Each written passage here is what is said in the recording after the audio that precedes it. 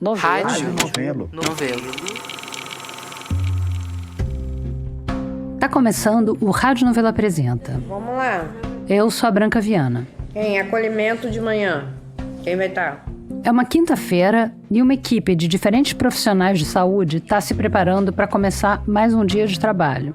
Todo dia de manhã cedo, eles fazem uma reunião dos funcionários, falando caso a caso. A Thaísa Rios é jornalista e foi a nossa correspondente nessa história. Gente, fulano voltou ontem. Vou pedir muita ajuda dos técnicos, porque assim, é pra ele tomar um banho. Porque, assim, E tá precisando disso, ciclano veio aqui, pegou os remédios, nunca mais voltou. Gente, não sei quem, não veio mais. Ele falou que tá usando muito, não tá se alimentando. Não sei quem comentou que o outro apanhou na rua. Na realidade ele bebeu, né? Mas como você já pode ter percebido, esse não é um serviço de saúde comum. Não é um hospital, nem um postinho. Tem vindo muito emagrecido aqui no CAPS, mas nunca sei. É um CAPS. É o Centro de Atenção Psicossocial. Você provavelmente já ouviu falar dos CAPS, que são unidades de atendimento de saúde mental que fazem parte do SUS. Só que esse é um CAPS AD. E o AD, especificamente, é para pessoas em uso de álcool e drogas. Aí ele até ficou, mas como é que funciona aqui? Aqui as pessoas usam droga, não sei como é que vai se lidar com isso. Aí eu falei, no mundo as pessoas usam droga. A Thaísa visitou o CAPS AD Alcenir Veras, que fica na zona norte de Niterói, no bairro Fonseca, para entender uma história que aconteceu lá no ano passado. E que ainda está acontecendo, na verdade.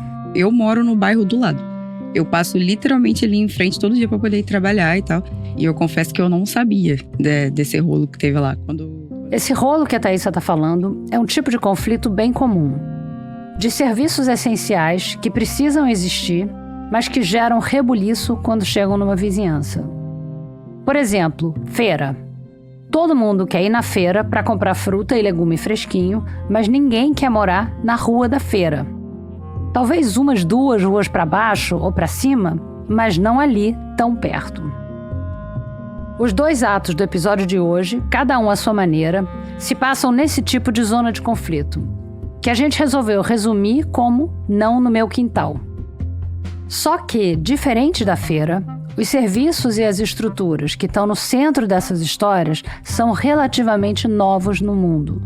A gente ainda está aprendendo a decifrar eles, o que adiciona alguns graus de tensão nessas disputas territoriais. Esse não no meu quintal, né, gerou várias perguntas aí na nossa cabeça, que não necessariamente a gente sabe as respostas, mas...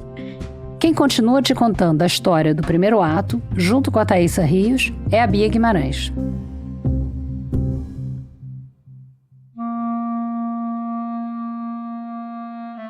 A Thaísa nunca tinha reparado naquela casa que estava sempre no caminho dela. Muito menos tinha entrado lá. Na verdade, quando eu procurei ela para me ajudar com essa história, ela confessou que não entendia muito bem o que era e como funcionava um CAPS. Nesse caso, um CAPS AD. Do lado de fora, quando você olha bem estreitinho, assim, nem dá pra ver que é um lugar tão grande. E do lado de dentro você vê, assim, aquele monte de gente. Quem guiou a Thaísa lá dentro do CAPS AD Alcenir Veras foram a Camila Costa. Eu sou terapeuta ocupacional. E o William Toledo. Eu sou assistente social. Vocês atendem quantas pessoas, assim, por dia, assim? De 60. Acho que de 60 70, assim, por dia.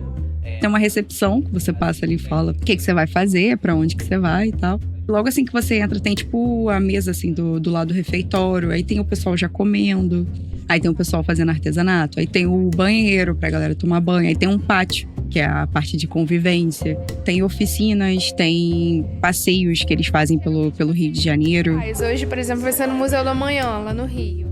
Também tem atividade física, atividades musicais, rodas de conversa, reuniões em que as famílias dos usuários do CAPS participam também. E lá tem 8 leitos, que algumas pessoas também, quando estão em situação de muita vulnerabilidade, precisam ficar dormir, elas podem dormir lá. O quadro de AN é o quadro do acolhimento noturno, onde a gente... Nessa hora, a Camila estava explicando para a Thaísa o que estava escrito numa lousa. Aí do lado tem risco de suicídio e risco de fuga, que são informações, assim, pra gente ficar atento mesmo, enquanto a pessoa estiver aqui. Então, Quando a gente pensa num lugar feito para quem tem um problema de uso abusivo de álcool ou de outra droga, é comum que a gente imagine ou uma reunião de alcoólicos anônimos ou uma clínica de reabilitação. Esses lugares onde tudo gira em torno da abstinência. Mas os CAPS AD funcionam numa outra lógica. que vai muito além de só tentar deixar a pessoa limpa, entre aspas. A lógica da redução de danos. É uma reunião chamada exatamente redução de danos. Eles participam para poder conversar, falar como é que tá a situação deles, o que eles estão precisando, quais são as demandas deles. Redução de danos é a ideia radical de que se tem um problema que a gente não vai conseguir eliminar por completo, que a gente pelo menos consiga deixar ele menos pior. A gente até falou sobre isso em outro episódio do Apresenta, chamado justamente Menos Pior. Ele tá linkado na página desse episódio no nosso site. Nesse caso aqui, redução de danos significa pensar o que é melhor para cada caso, em como ajudar as pessoas que querem zerar o consumo e, ao mesmo tempo, melhorar a vida de quem não consegue ou simplesmente não quer parar de beber ou de usar outra droga.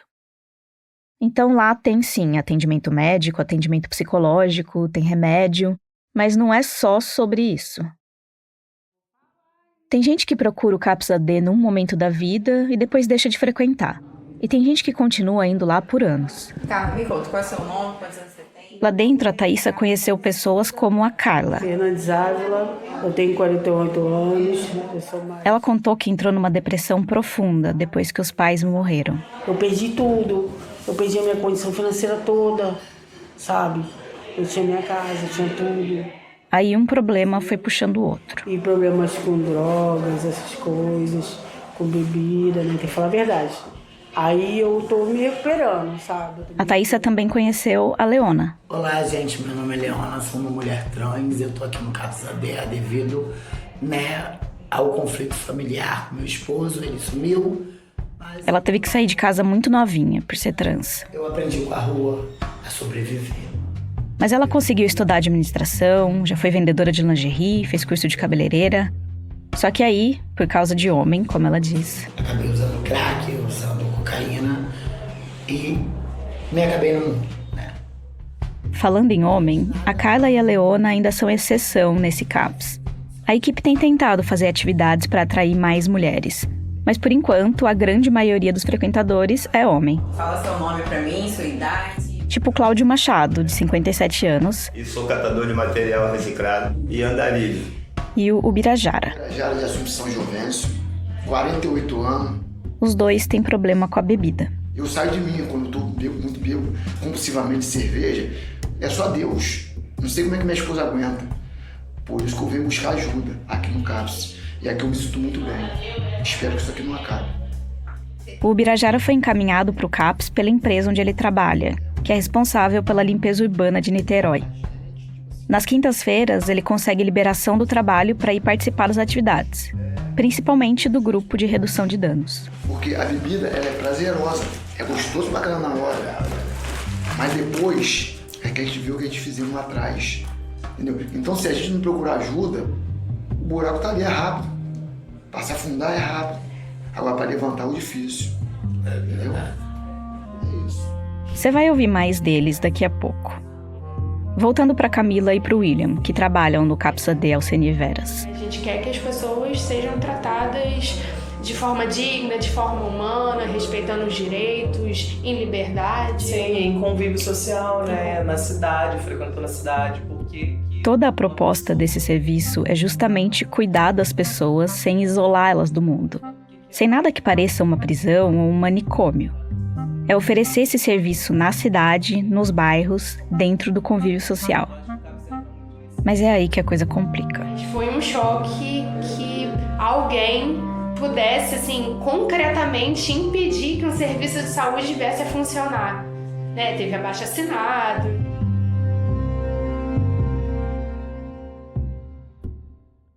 O conflito veio à tona no ano passado, 2023. Depois de quase 19 anos funcionando numa rua mais movimentada ali no Fonseca, em Niterói, a equipe desse CAPS-AD, que hoje chama Alceni Veras, começou a se preparar para mudar de endereço.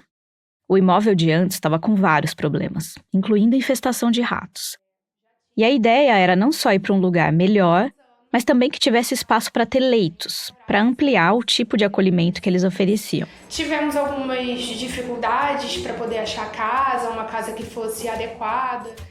Até que finalmente encontraram uma casa a menos de 1 quilômetro de distância. Essa pela qual a gente já fez um pequeno tour com a Thaísa. Eles ficaram animados. Ia dar para fazer muito mais coisa nesse lugar novo. Só precisava de uns reparos antes da mudança. Só que enquanto as obras ainda estavam rolando, a vizinhança foi descobrindo o que é que existia ali. Começou, tipo, que uma rejeição, assim, de não querer que o CAPS ficasse ali, né? Rolou abaixo-assinado, manifestação de vizinhos, de empresários locais. As pessoas reclamavam que elas não tinham sido consultadas sobre a instalação do CAPS-AD nesse lugar. A alegação que eles tinham é que nessa rua, do lado do CAPS, tem uma creche e umas 5 casas depois, assim, tem um colégio. Já não, porque vai colocar o CAPS na rua de uma escola, vai colocar um CAPS na rua de uma creche... A creche, que é particular e divide muro com o imóvel que estava para virar CAPS, não chegou a se movimentar contra a mudança. Mas a escola que fica a algumas casas de distância, que também é particular, sim. Eles entraram com um pedido no município para embargar a obra e impedir que o CAPS-AD fosse para aquele endereço. A obra ficou cerca de 1 semana parada, depois foi liberada. Faz mais de 1 ano que isso aconteceu. E você já sabe que, no fim, o CAPS foi mesmo instalado ali. Mas eu procurei a escola para entender melhor o que estava por trás daquele pedido. Quem falou comigo foi a Larissa Fonseca, que é assistente financeira dessa escola, a Espaço Aberto. Desde sempre, a gente sempre trabalhou com inclusão. Então, assim, a gente compreende bastante a importância da inclusão das pessoas na sociedade, da forma como elas precisam se inserir para serem seres humanos autônomos na sociedade. De forma alguma, a gente acha que não é importante o serviço do CAPS. A gente entende a importância, acha válido. Só que o nosso debate é quanto à localização. O nosso olhar é que não seja o melhor local para estar instalado um atendimento de pacientes que são mentalmente instáveis, né? Muito trânsito de crianças, adolescentes que passam sozinhos na rua. O nosso interesse, a nossa luta, é para que ele seja movido para outro lugar, para uma área mais central, para uma área que tenha menos trânsito de crianças, ou até... Mais ou menos na mesma época em que a escola fez o pedido para embargar a obra, um vereador de Niterói entrou em cena. O Douglas Gomes, do PL, apresentou um projeto de lei para proibir a instalação de novas unidades do CAPS a menos de 500 metros de escolas em Niterói. E para realocar as unidades que já existem e que infringem essa distância. Isso para qualquer CAPS, não só para os AD, que são voltados para quem faz uso abusivo de álcool e outras drogas. A justificativa do vereador é que os CAPS são frequentados por pessoas com transtornos mentais em conflito com a lei. Pessoas que cometeram crimes e que agora estão sendo tratadas nos CAPS. O projeto fala que é essencial a reintegração desses indivíduos à sociedade. E que essa preocupação não se baseia em preconceito. Mas que colocar um CAPS perto de uma escola gera uma insegurança para as crianças e para os pais. O que fica implícito nesse projeto do Douglas Gomes é que, com o fechamento dos manicômios judiciários, como resultado de todo o movimento de reforma psiquiátrica e da luta antimanicomial das últimas décadas, pessoas que cometem crimes e que têm diagnóstico de transtorno mental estariam frequentando esses lugares, os CAPS. Só para explicar rapidinho. Hoje em dia, com o fim dos manicômios, o SUS acolhe as pessoas que precisam de cuidado psiquiátrico por meio da Rede de Atenção Psicossocial, a RAPS. Os CAPS fazem parte da RAPS, dessa rede. Assim como outros serviços, residências temporárias, ambulatórios, alas de psiquiatria dentro de hospitais gerais, enfim. Se uma pessoa comete um crime, mas ela é inimputável por alguma questão de saúde mental, é a justiça, junto com a opinião de médicos e especialistas na área, que determina para onde que ela vai ser encaminhada dentro dessa rede, dependendo da gravidade do caso. Se ela vai precisar de um tempo de internação num hospital, se ela vai para uma residência transitória, se vai ser só o acompanhamento do CAPS mesmo. Então, sim, se você entra num CAPS, pode ter gente ali que tem passagem pela justiça, mas não é a maioria das pessoas. Eu, você, qualquer pessoa pode usar o CAPS. A maior parte das pessoas é encaminhada para lá por outros serviços de saúde, por assistentes sociais, ou vai por conta própria mesmo. Bom, esse projeto de lei do Douglas Gomes ainda está tramitando. Em novembro de 2023, as obras terminaram e o CAPS-AD Alceni Veras foi instalado ali, a poucas casas de distância da escola Espaço Aberto. A a gente perdeu bastante aluno, com pais claramente explicitando que estavam preocupados com a segurança dos filhos. Você me conta um pouco melhor como é isso? O que você já viu acontecer? O que você já ouviu de relato dos pais? Já aconteceu de abordar o professor e não deixar o professor chegar à escola, não deixar ele passar na rua, de tentar entrar na escola mais de uma vez. Teve uma das vezes, né, que tentou entrar na escola. A situação mais marcante, segundo a Larissa, foi quando um usuário do CAPS, que parecia estar em surto, entrou na escola, no horário de entrada dos alunos. Eles tiveram que chamar a polícia e fazer um BO. Eles também reclamam que tem gente que pega a medicação controlada no CAPS e depois joga na rua, o que pode ser perigoso se alguma criança ou adolescente encontrar e resolver tomar. Então, A Thaísa foi para a porta da escola Espaço Aberto num horário de saída para conversar com os pais. Eu me preocupo sim, já ocorreu de eu ver uma pessoa sendo brigando aqui nessa rua mesmo da escola, lá no final da rua, que eu acho que não deveria ter esse CAPS aqui. Estava até rolando um projeto de lei, né, de manter os CAPS a 500 metros de um colégio. Você concorda? Exatamente, concordo, eu acho. Sim, é porque às vezes passam pessoas alcoolizadas aqui, aí assedia as mães. Já vi pessoas sentadas ali em frente à escola cheirando cocaína, as crianças têm que presenciar isso. As meninas, adolescentes aqui saem dizendo, eles ficam mexendo, aí não tem uma pessoa ali para poder estar olhando, entendeu? De repente, se tivesse no horário de saída, no horário da entrada, um guarda municipal ou alguém da prefeitura monitorando mesmo, vigiando eles, seria tranquilo. Mas assim, fica no início, mas depois sai. Não tem como a gente averiguar essas situações que os pais relataram, mas as percepções deles estavam bem divididas. Às vezes acontece de ficar um pessoal e tal, mas eu nunca tive problema nenhum, nunca me incomodaram, nunca... E é necessário, né? Então não tem o que fazer. Mas eu acho que a gente também tem que ver a questão do CAPS com outros olhos, né? São pessoas que precisam de auxílio, né? São pessoas que estão ali não porque eles sonharam, não era o que eles queriam, né? Então eu acho que precisa de um pouquinho mais de acolhimento, talvez. A minha filha é autista. Ela tá saindo aqui agora. Vai lá, ela pega. Oi, meu amor! Você, como pai dela, você tem uma preocupação de ter um CAPS aqui com na certeza, com certeza. Então, assim, ainda mais ela.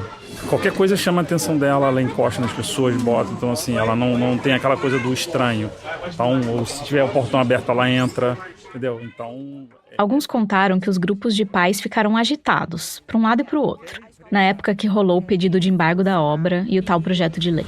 Eu achei bárbaro, assim. As pessoas, na verdade, não sabem o que é um CAPS. E elas foram só na emoção de achar que ali frequentariam pessoas perigosas e que poderiam, sei lá, botar em risco a saúde das crianças, né, a vida das crianças. Eu discuti em vários grupos dos pais, né? Eu tentei colocar o que é um CAPS. Eu sou assistente social. É como ser contra um hospital, perto de uma escola. É como ser contra qualquer outra unidade de saúde. Eu não sei de nenhum problema que os usuários da saúde mental desse CAPS estão tendo com os nossos alunos aqui, os nossos filhos. Eu não vi nada acontecer, tá tudo tranquilo, assim. Eu, de verdade, não consigo entender o alvoroço que foi feito por conta de um CAPS perto da escola. Você quer falar? Olha, eu vejo que os pais dos alunos também falam sobre os próximos alunos. Eu conversei sobre os alunos sobre isso. Uma das minhas colegas falou que essas pessoas eram perigosas e tal, e que elas podiam machucar a gente e tal, coisas que eu acho que nem ela sabe direito, e que ela só tá repetindo de coisas que ela ouviu. Você já sentiu medo deles alguma vez? Não.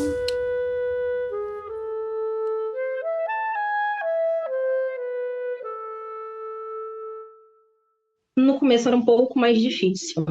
Aliás, era bastante mais difícil. Hoje em dia, são episódios um pouco mais isolados. Aqui de novo a Larissa, porta-voz da escola. Ela disse que os problemas deram uma amenizada, mas que a escola ainda tem esperança de que o CAPS se mude de lá. E não é só a escola que está incomodada. Eu e a Thaísa também falamos com o síndico de um prédio quase vizinho, que também se posicionou contra a instalação do CAPS ali. O Antônio Carlos de Azevedo. Toda vez que existe consulta no CAPS, fica uma porção de gente do outro lado da rua, na calçada, deitados na rua, deitados na calçada, né? esperando ser chamados e tudo mais. Isso nos causa preocupação. Existem vários locais que a prefeitura poderia estar colocando. A prefeitura tem mais... Ele disse que tem medo que uma pessoa alterada ou em crise possa atacar alguma criança ou algum morador do bairro. As preocupações deles são principalmente pelo que pode acontecer. E as surpresas que podem acontecer com pessoas que, infelizmente, são pessoas que têm problemas psiquiátricos. Tanto é que é o CAPS. Mas ele confessa que... Eu vou ser sincero aqui, eu pensei que a coisa fosse ser pior, tá? Mas não tá nada assim horrível, não. Virando a esquina, a uns 150 metros do CAPS, tem um colégio público. Com essa escola, nunca deu problema. Inclusive, semana passada a gente estava lá fazendo uma atividade, né, que foi feita em espaço do colégio público. E vira e mexe, quando eu tô passando ali na rua de trás, tem algum usuário que as crianças começam a interagir, brincar. Outro dia eu encontrei o Popó, cara, falando com um monte de criança brincando lá, o Popó. Eu só passei, fiquei olhando, né, o Popó brincando, fazendo piada com as crianças, não sei o quê. Aí quando acabou, assim, a palhaçada, eu falei assim, Popó, vamos para o CAPS.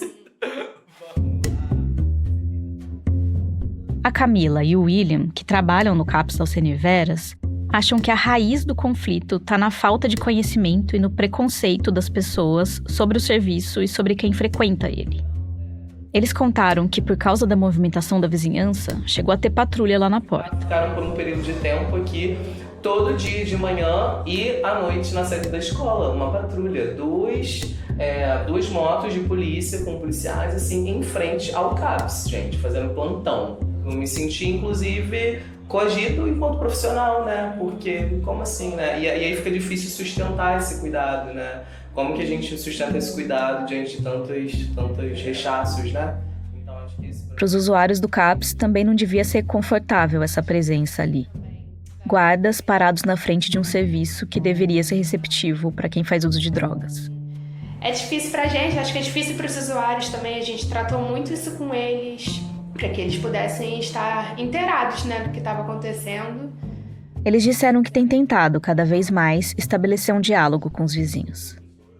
E quando teve esse conflito aqui na rua dos moradores de vocês chegaram a perceber olhares negativos? Ou alguém chegou a falar alguma coisa? Muito olhar negativo. Aqui é de novo o Cláudio, usuário do CAPS que você ouviu mais cedo. Ele frequenta o CAPS do Fonseca desde o endereço antigo. No final do ano passado, depois da mudança, ele participou da produção de um jornalzinho com outros funcionários e usuários de lá. Nós já estamos na 3ª edição, né? Ainda tem a primeira. Quer ver a primeira edição? Tem aqui, eu posso te mostrar a primeira. Eu quero. Vou te mostrar. A ideia do jornalzinho era justamente contar para as pessoas o que é um CAPS AD. Quase que uma estratégia de redução de danos para esse conflito territorial. Tem uma carta aberta aos leitores, escrita por um usuário ou uma usuária do CAPS que assina como LV. Diz assim: venho noticiar a vocês que são da sociedade que somos pessoas como todos e que buscamos nossos direitos de sobrevivência de vida. Então venho pedir a você que não conhece, venha conhecer. Ou traga um familiar que tenha algum problema de saúde. Eu falo com muita gente da rua para vir para cá. Que muito fica com medo de vir para cá, que acha que é obrigado a tomar remédio, é obrigado a ficar internado. Não é. Aí fica com aquele medo. Que você quiser participar de tudo, você não é obrigado a nada, pode ir lá se alimentar, tomar teu café, jogar um dominó, jogar um baralho. Eu explico tudo isso nele. O Cláudio entende esse medo. E eu me trato desde o tempo do Jurujuba. O Jurujuba era um hospital psiquiátrico de Niterói. O lugar ainda existe, mas como ambulatório psiquiátrico. Não tem mais internações como antigamente. Se me internar, eu fujo, eu prefiro vir me tratar. Eu desde o tempo do Jurujuba. Aí depois virou CAPS, que melhorou 1000 vezes. Na realidade, Jurujuba, quem cai ali dentro fica mais doente ainda. Fica mais maluco ainda. Esse aí, do lado do Cláudio, é o Ubirajara, que você também já ouviu aqui. Os dois têm filhos, assim como a Carla e vários outros usuários do CAPS. Filhos e netos que frequentam, ou que já frequentaram, escolas. No início, quando mudou pra cá, teve um pessoal da rua que não queria muito que o CAPS fosse aqui, né? O morador com medo, que acha que todo mundo que te trata aqui é maluco, é agressivo, é salimental. Sem falar, querendo ou não, a nossa cor. Que assim, quem são os usuários? Sabe? Qual é a maioria da galera que tá ali? O próprio Cláudio e o Birajara, eles tocaram nesse ponto. Não é só que a gente é usuário e que a gente tá aqui no CAPS. É que nós somos homens pretos também. São pessoas pretas, né, que estão ali, a grande maioria. E homens, né? Tem muito mais homens do que mulheres e tal. E aí vai muito da sociedade também que a gente vive, né? De quem é o perigo, né? Qual é o perfil do perigoso. E aí você fica lidando... Uma parte das pessoas que procuram o CAPS-AD ou que são encaminhadas para lá por outros serviços vive em situação de rua. Num país como o nosso, é praticamente impossível separar a questão do uso abusivo de álcool e outras drogas das questões sociais. Muitas vezes é a própria vulnerabilidade social, a falta de emprego, de moradia, de ter o que comer, que leva a pessoa a buscar algum conforto na bebida. E também não dá para separar tudo isso das questões de saúde mental. Tem gente que começa a usar drogas justamente porque está em sofrimento psíquico. Também tem gente que, de tanto usar, fica adoecido ou agrava aquele sofrimento.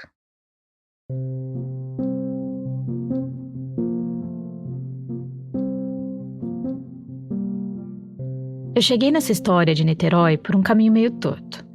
Já fazia um tempo que a gente, aqui na equipe do Apresenta, vinha pensando no fenômeno das comunidades terapêuticas. As comunidades terapêuticas são instituições privadas que oferecem tratamento para pessoas com transtornos psiquiátricos ou que fazem uso de álcool e outras drogas. A maior parte delas são tipo chácaras, onde as pessoas ficam internadas por meses, isoladas da família e do mundo lá fora. E elas funcionam na lógica da abstinência, de uma limpeza, entre aspas, uma cura. Esse é o primeiro problema. Várias pesquisas mostram que a abstinência não é um método que funciona para todo mundo. Pelo contrário, muita gente fica presa numa lógica de internação e recaída. E o isolamento social também vai na direção contrária de tudo que a psiquiatria vem dizendo nas últimas décadas. Em grande parte dos casos, a melhor coisa que dá para fazer é tratar a pessoa dentro do contexto dela, da comunidade dela, com a ajuda da família, dos amigos, dos empregadores, enfim. A segunda coisa sobre as comunidades terapêuticas é que vira e mexe rolam denúncias de violação de direitos humanos, de trabalho forçado e de lugares que simplesmente não têm nenhum preparo para atender essas pessoas.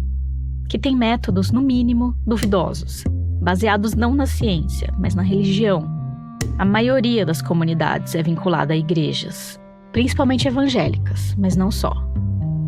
E o fato delas estarem espalhadas pela zona rural não facilita muito a fiscalização. O terceiro problema é que, apesar de tudo isso, e apesar de muitos especialistas considerarem as comunidades terapêuticas manicômios disfarçados, muitas delas recebem repasse do governo federal. A pesquisa Raio-X das Comunidades Terapêuticas, da Frente da Saúde Mental, apontou que existem 630 comunidades terapêuticas no Brasil financiadas pelo governo federal. Menos da metade delas apresentou de fato um projeto terapêutico para o governo para receber esses recursos. Então, beleza, estava claro para a gente qual era o problema das comunidades terapêuticas. Tá claro o que a gente não quer. Mas quando você vai procurar onde é que está a alternativa para elas, você percebe o tamanho do buraco. Os dados do Ministério da Saúde mostram que em 2022 o Brasil tinha só 469 CAPS-AD, que são esses focados em álcool e outras drogas. E menos de 1/3 deles são CAPS tipo 3 e 4, que são as unidades com atendimento 24 horas e com leitos para o acolhimento noturno, como é o CAPS Alcene Veras. Aliás, esse é o único CAPS-AD de Niterói. A grande maioria dos municípios do país não tem nenhum. Tem outro serviço que faz parte do SUS, que são as unidades de acolhimento adulto e infanto-juvenil, que funcionam como residências temporárias para quem faz uso abusivo de álcool e outras drogas. Só que tem só 70 delas no país inteiro, ainda menos que os CAPS-AD. Também faltam leitos de psiquiatria nos hospitais gerais, falta ter mais centros de convivência, que são outros espaços comunitários do SUS para o cuidado da saúde mental. Ou seja, a gente sabe o que a gente não quer. O isolamento, a falta de projetos de tratamento, a violação de direitos humanos.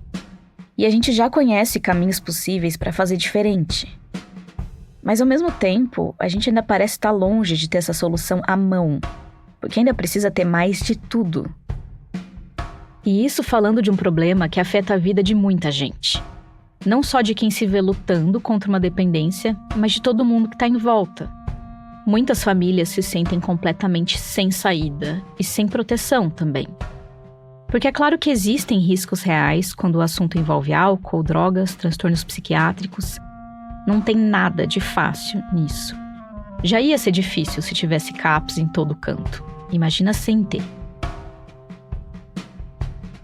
Quando eu vi as notícias sobre a rejeição que esse CAPS de Niterói estava sofrendo por parte da vizinhança, eu fiquei me perguntando se era porque essa lógica dos manicômios ainda estava impregnada na cabeça das pessoas. A mesma lógica que alimenta as comunidades terapêuticas.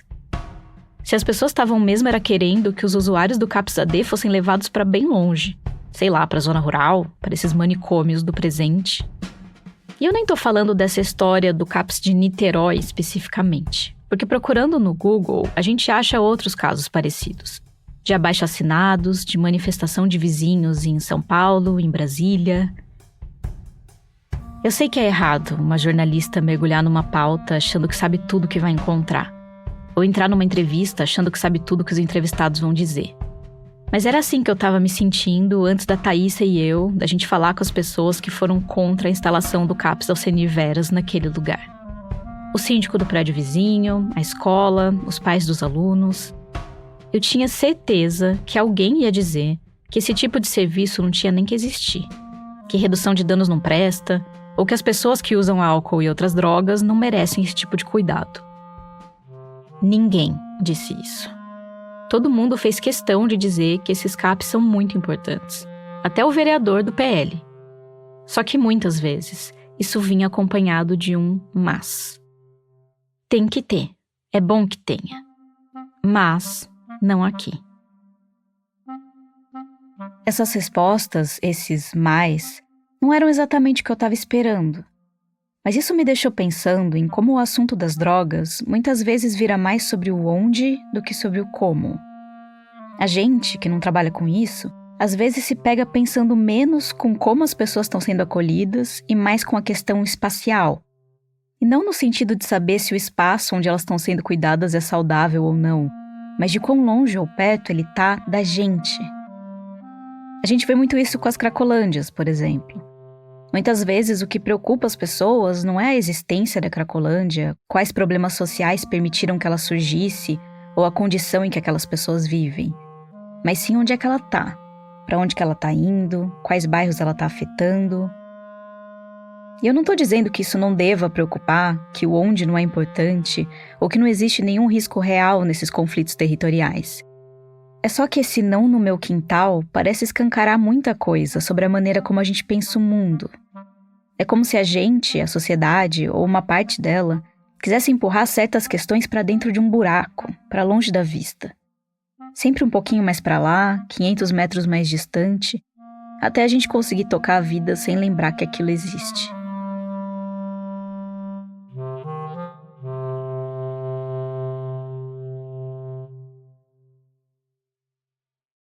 Por mais que a Thaísa nunca nem tivesse notado aquele lugar que estava no meio do caminho dela, quando ela entrou lá, veio um sentimento muito familiar. E não só isso. O que ela sentiu foi que ela queria ter descoberto aquele lugar antes. Não por ela, mas por outra pessoa. Eu acho que o dia, assim, sabe, que mais me marcou, eu fiquei realmente emocionada na hora, foi a conversa com o Birajara e com o Cláudio, assim, sabe? Ela me contou por áudio de WhatsApp. Porque era assim que a gente ficava trocando ideia durante a produção dessa história. Que eu olhei pra eles, 2 homens pretos, que moram aqui na mesma região que eu, e me contando situações tão familiares pra mim, sabe? Era exatamente o que meu pai estava ali vivendo, e eu, na época, não tinha a mínima ideia do que fazer, de como ajudar, sabe? De como lidar com aquilo. O pai da Thaísa chamava Wilson, mas para os mais chegados, ele era o Tudinho. Eu sempre fui, desde pequena, completamente apaixonada por ele. Eu amava, igual... Amava não, né? Amo. Até hoje, assim. O Tudinho começou a trabalhar muito novo. E teve várias profissões ao longo da vida. Depois ele se estabilizou como corretor de imóveis. Mas a bebida foi aos poucos entrando no caminho. Em casa, as coisas também foram ficando difíceis. Eu falava assim, é o meu pai bêbado e o meu pai sóbrio. E aí eu amo meu pai sóbrio e detesto meu pai bêbado. E aí eu fui entendendo que não, sabe? Que não existia aquela separação. Eu não tinha 2 pais. Eu tinha um pai. E eu tinha um pai que precisava muito de ajuda e de muita coisa que ele não admitia, que eu acho que ele talvez nem entendesse que ele precisava. Eu não tinha tanto conhecimento a fundo assim sobre CAPS até a gente começar a fazer essa pauta. E ali, quando eu fui lá, né, no CAPS-AD, eu fiquei muito com uma sensação de olhar e falar: caramba, talvez isso aqui pudesse ter sido um lugar pro meu pai, assim, para mim também enquanto família, porque eu ficava muito perdida. Eu ainda sou jovem, né? Eu tenho 26 anos, eu era ainda mais jovem. Então, assim, para mim foi bom ao mesmo tempo, sabe? De olhar e falar assim, cara, que bom que existe esse lugar, sabe? Para as pessoas, assim, tipo, e ao mesmo tempo uma pena, assim, sabe? De, tipo, caraca, pai, como eu queria, sabe? Que você tivesse conseguido isso, sabe? Chegar nessa outra fase. O pai da Thaísa, o Tudinho, morreu 2 anos atrás. Toda vez que eu passo ali agora, eu olho para aquele espaço ali, aí, pô, mudou, sabe? Completamente, assim, a minha percepção de um lugar que eu passava batido, sabe? Não prestava atenção.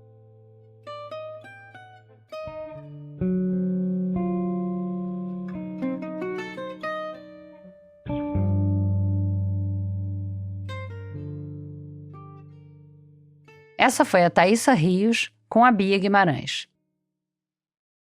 Essa história foi produzida com o apoio do Instituto Beth e Jacó Laffer e do Instituto de Estudos para Políticas de Saúde, o IEPS, uma organização que contribui para o aprimoramento de políticas públicas para a saúde no Brasil e que é responsável pela Secretaria Executiva da Frente Parlamentar da Saúde Mental no Congresso Nacional. O quintal da nossa segunda história é bem diferente do quintal da primeira. E tem alguns milhares de quilômetros entre as duas. Mas tem um sentimento partilhado aí entre o pessoal de Niterói e as pessoas que a Bárbara Rubir ouviu para esse segundo ato. A compreensão de que aquilo que está incomodando eles ali, naquele quintal, entre aspas, serve para um bem maior, um bem coletivo, mas que nem por isso deixa de incomodar. Vamos à Bárbara. Tem uma obra grande acontecendo aqui perto da minha casa. É a construção de uma estação de metrô. A obra tá indo bem devagar, sabe-se lá quando vai ficar pronta. De vez em quando eu passo lá a pé e vejo o movimento do canteiro de obra, mas a maior parte do tempo eu não penso sobre isso. Já uma amiga minha, ela alugou um apartamento que fica exatamente do lado da obra. Do lado mesmo. A janela do quarto dela dava direto pro canteiro. E aí, você deve imaginar, ela não conseguiu ficar muito tempo morando ali. Por motivos óbvios. O barulho era enlouquecedor. Era máquina ligada todo dia, o dia todo. Ela me contou que tinha uma das máquinas que era a pior de todas. A que fazia o barulho mais alto e insuportável. E tinha vezes que essa máquina passava a noite ligada. E ela não conseguia dormir. Quando ela me contou isso, eu ofereci a minha casa para ela dormir, porque eu moro perto dela e da obra, só que daqui não dá para ouvir nada. Mas ela acabou desistindo de morar naquele apartamento. Aí um dia desses, depois que ela já tinha se mudado para outro lugar, ela tava aqui em casa e falou: "Tá ouvindo isso?" E eu não tava. Ela falou: "Fica em silêncio. Tá ouvindo a máquina?" E aí, no fundo, lá longe, eu consegui ouvir. Era um ruído contínuo, de máquina mesmo, bem baixinho por causa da distância. Eu nunca tinha ouvido esse barulho antes. Quer dizer, ele sempre esteve ali, só que eu nunca tinha reparado. Mas pra ela, que tinha convivido com o ruído tão de perto e por tanto tempo, não tinha como não escutar. A mesma coisa me aconteceu de novo. Você tá ouvindo esse barulho, tá? Durante uma viagem que eu fiz pro Piauí. Se você tirar o fone, você ouve um pouco de barulho deles lá. Quando esse senhor, o Zé Bureta, tentou me fazer escutar um barulho. E eu não estava ouvindo nada. Eu escuto o barulho do giro. É bem suave, mas é porque eu acabei de chegar. Pra quem tá aqui todos os dias deve ser diferente. Nós não tinha esse barulho. Aí nós sabemos... O Zé vive há muitos anos na Pedra do Sal, uma comunidade que fica no litoral do Piauí, no município de Parnaíba. Ele é pescador, cresceu ouvindo o mar, os passarinhos. E aí, chegou um barulho novo. E eu queria saber do senhor se o senhor tem alguma memória, assim, de quando começaram as construções. O senhor sabia que ia se construir alguma coisa na frente da sua casa, essencialmente? Não, ninguém sabia. E como é que foi? O que ele lembra é que um dia, um sobrinho dele chegou em casa dizendo que estavam começando uma obra grande ali perto. Um sobrinho meu saiu para a banda dali do mato, acho que Catacaju, ou foi pescar. Eu sei que quando ele chegou, disse... Rapaz, ali no Jatobá tá uma destruição feia. As máquinas estão fazendo uma estrada lá e já estão aterrando o tanque do Jatobá e aquela coisa. Rapaz, conversa é essa? Disse, aí eu aqui saí e fui ver. Aí quando cheguei lá, tá lá as máquinas trabalhando lá. Eles já estavam lá nesse tanque lá. E um tanque é um lago, assim, uma lagoa, assim, que a gente chama aqui tanque. Aí... Rapaz, que arruma essa aí, disse, não, isso aí é porque vamos fazer botar uns cataventos aí para gerar energia. E aí foi expandindo, hoje tá desse jeito aí. Há 10 anos, o Zé se tornou vizinho de uma usina eólica. É o Complexo Eólico Delta Piauí, da empresa brasileira Serena. Uma parte das torres fica na Pedra do Sal e a outra na cidade vizinha, Ilha Grande. Ao todo, são 69 torres, ou aerogeradores, que têm capacidade suficiente para abastecer pelo menos umas 40 mil casas. Do portão da casa do Zé Bureta, a uns 400 metros, dá para ver uma das torres da eólica Porto Salgado, que faz parte do tal Complexo Delta. É ela responsável pelo ruído aerodinâmico do giro, que tanto incomoda, e que eu não consegui deixar de ouvir o restante do tempo que eu fiquei ali. De repente, esses parques eólicos chegaram, aí essa empresa se instalou, colocou esses aerogeradores, como você está vendo aí. Pedra do Sal tem sido palco, e o Zé Bureta uma testemunha ocular, de uma coisa que tem acontecido muito no Brasil. A construção de grandes usinas de energia eólica. Já tem mais de 11 mil torres instaladas no país. E até 2030, a gente precisa construir muito mais para conseguir cumprir com uma promessa feita durante a COP28, a Conferência do Clima, que aconteceu em dezembro de 2023. Lá, o Brasil e outros 200 países fizeram um acordo de que, até 2030, o mundo precisa triplicar a geração de energia renovável. Isso se a gente quiser limitar o impacto das mudanças climáticas. É disso que se trata a ideia de transição energética. O que quer dizer o seguinte... A gente tem que parar de usar combustíveis fósseis para produzir energia. Urgente.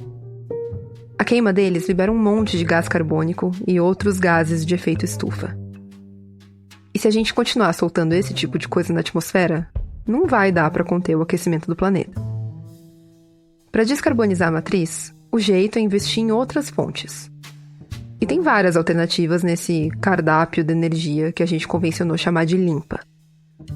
Energia solar, energia hidrelétrica, energia eólica. Elas são produzidas com recursos renováveis. Elas não emitem quantidades absurdas de gases de efeito estufa para produzir energia, como acontece, por exemplo, com uma termoelétrica a carvão. E elas têm se tornado também mais vantajosas economicamente. Então, tem vários motivos para as torres estarem se espalhando pelo país. Vários deles estão lá, na Pedra do Sal, que é uma praia, a única praia, aliás, de Parnaíba, que é a segunda maior cidade do estado do Piauí. É uma praia que fica, você pega no mapa do Piauí, fica localizado bem na pontinha litorânea, lá em cima. Se você pegar o mapa do Piauí, você vai ver também que o litoral do estado é curtinho. E toda a costa piauiense está dentro de uma área de proteção, a APA do Delta do Parnaíba, que pega também uma parte do Maranhão e do Ceará. Eu fui até essa pontinha do Piauí porque eu queria ver como essa comunidade pequenininha, que fica num litoral também pequeno, tem sentido os efeitos desse esforço global. Para chegar até lá, eu saí de Parnaíba pela rodovia PI-116, num dia com bastante sol e bastante vento. E já no meio do caminho, eu comecei a ver as torres do Complexo Delta. Elas ficam a algumas centenas de metros de distância das casas na beira da estrada, em meio à vegetação nativa. Mas elas ocupam uma área que, depois eu fui entender, é parte importante do cotidiano e do modo de vida ali. Se as pessoas fossem, vamos dizer assim, criar uma pedra do sal, né? A gente tem o farol, a gente tem dunas, a gente tem lagoas, pés de cajueiro, a gente tem pés de murici. Essa é a Mayla. Mayla Maria Souza de Oliveira. Eu sou formada em psicologia pela Universidade do Piauí e concluí o mestrado na minha área. Todos voltados para pesquisa relacionada às comunidades, né? As comunidades tradicionais, pesqueiras. A Mayla nasceu e cresceu na Pedra do Sal. E ela vive lá até hoje, com a mãe dela, a Norma.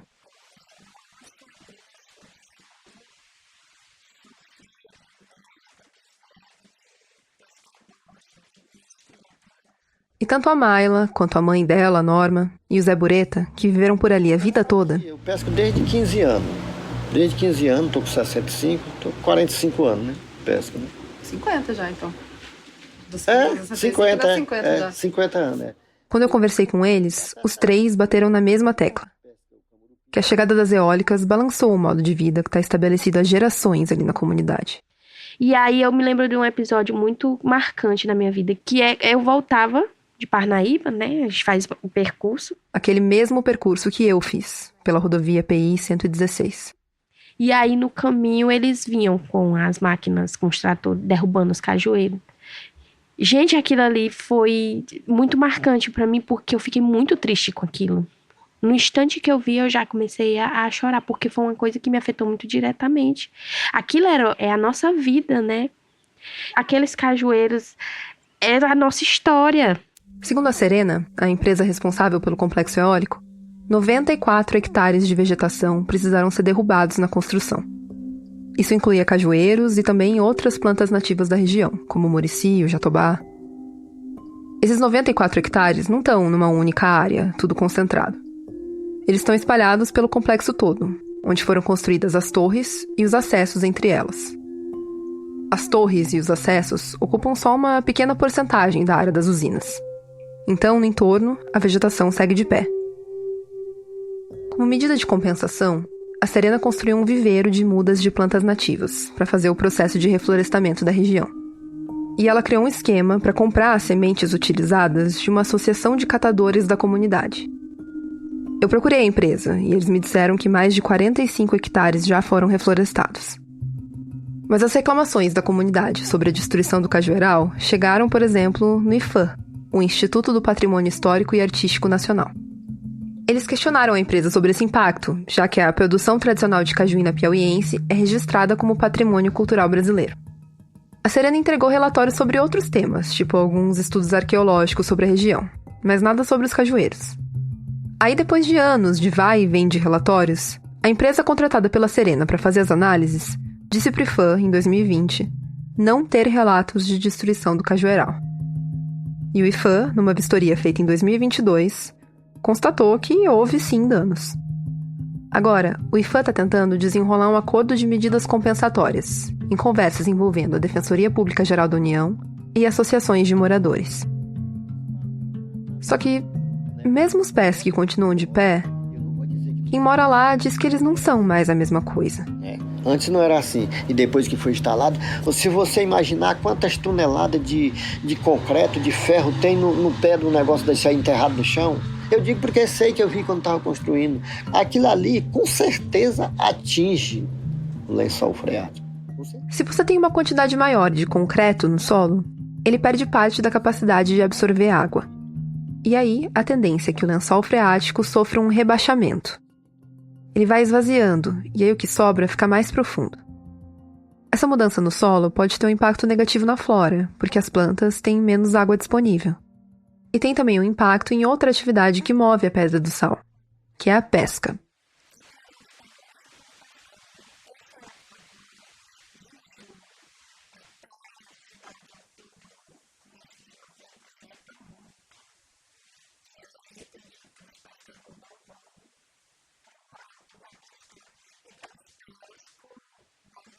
Explica pra mim, por favor, Norma, como é que é essa coisa das lagoas? Essas lagoas são formadas naturalmente pelas diferenças no relevo, em épocas de cheia.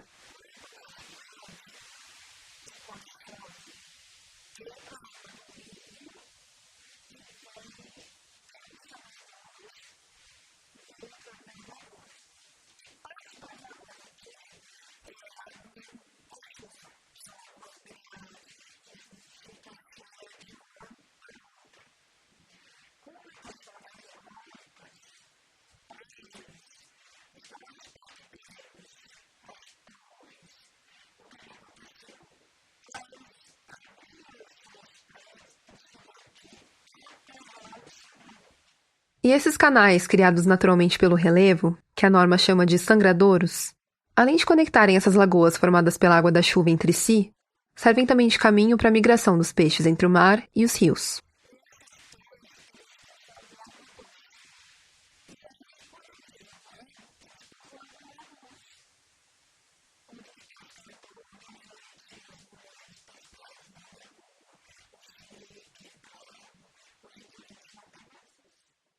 O que a Norma e outros moradores relatam é que na construção do parque eólico, para fazer as vias e os acessos conectando as torres, alguns desses sangradouros foram aterrados. E aí, algumas lagoas onde antes havia pesca foram perdidas. Então são lagoas que nunca mais vai sangrar, né? Não vai mais passar peixe porque não tem mais como, né? Porque a passagem d'água foi tapada e diz que não tem mais jeito, né? Eu procurei a Serena perguntando sobre esses relatos. E a empresa afirma que as lagoas foram levadas em conta no jeito como a usina foi construída. Eles dizem também que, onde a conexão entre as lagoas foi prejudicada, foram construídas tubulações para deixar a água passar. Os pescadores com quem eu conversei enquanto estava lá na Pedra do Sal me disseram que isso não foi suficiente. Porque eles percebem ali, no dia a dia, que o regime das águas mudou. E a presença dos peixes também. Eu procurei a Secretaria de Meio Ambiente e Recursos Hídricos do Piauí, mas eu não recebi resposta até o fechamento dessa reportagem.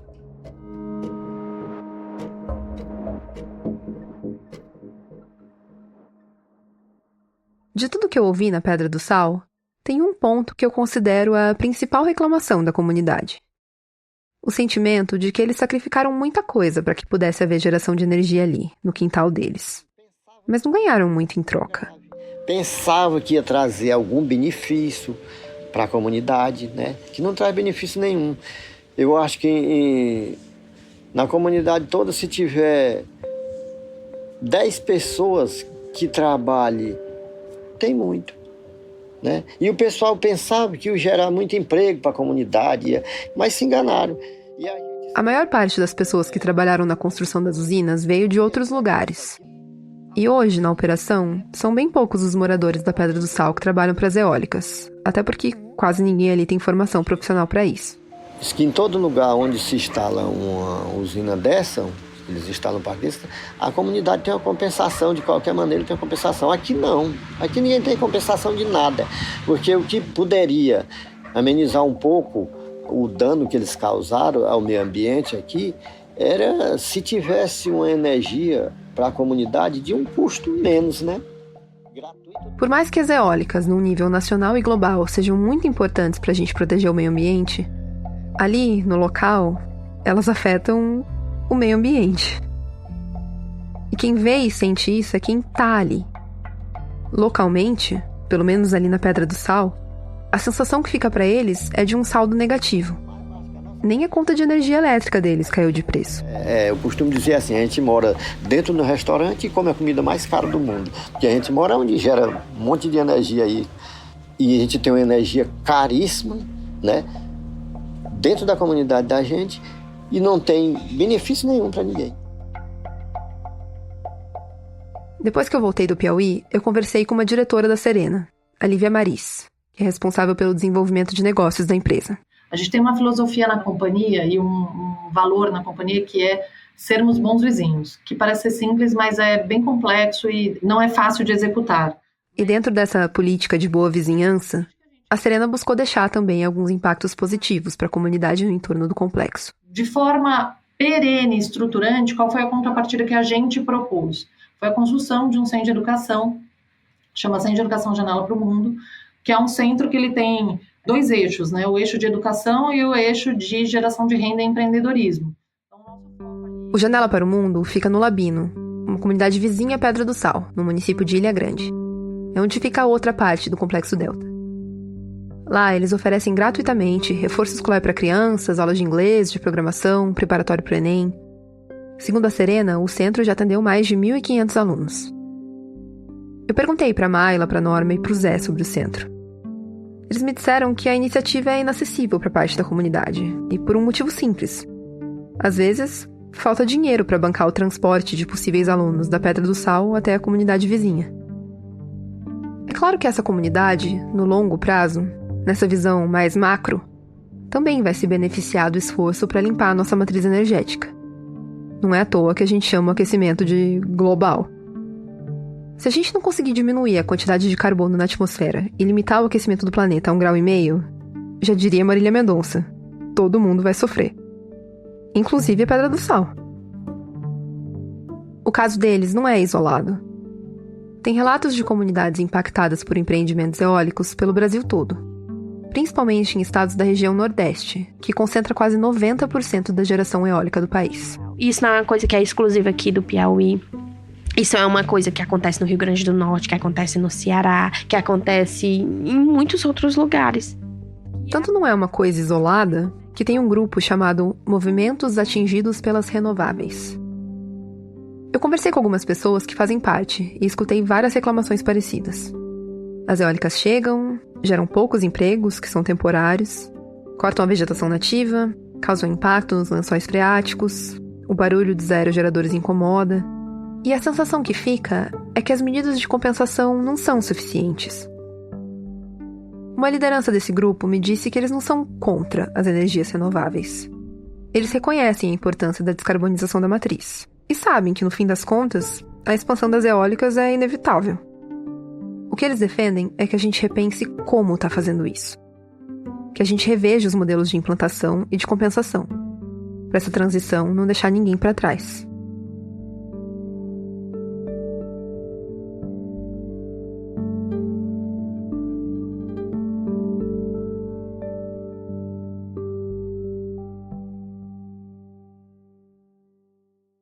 Essa foi a Bárbara Rubira. Essa história foi produzida com o apoio da Thomson Reuters Foundation. O conteúdo é de inteira responsabilidade da Novelo.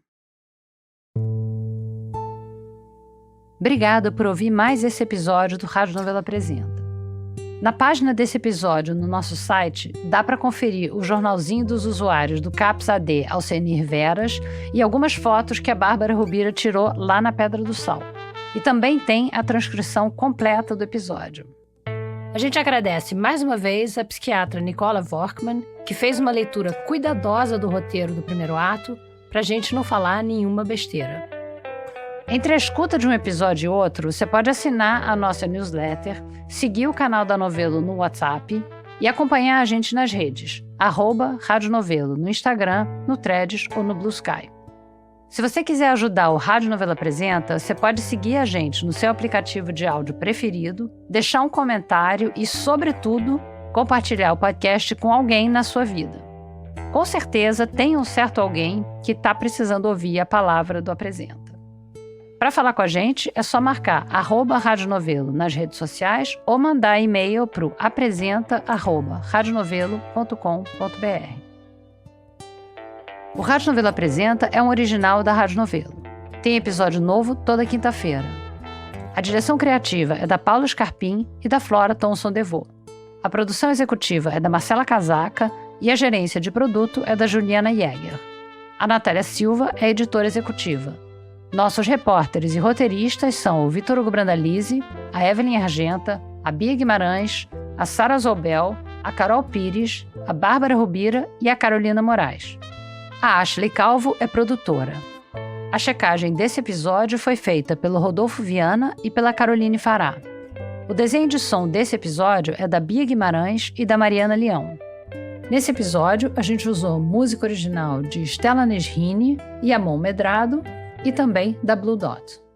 A mixagem é da Bia Guimarães e da Júlia Matos.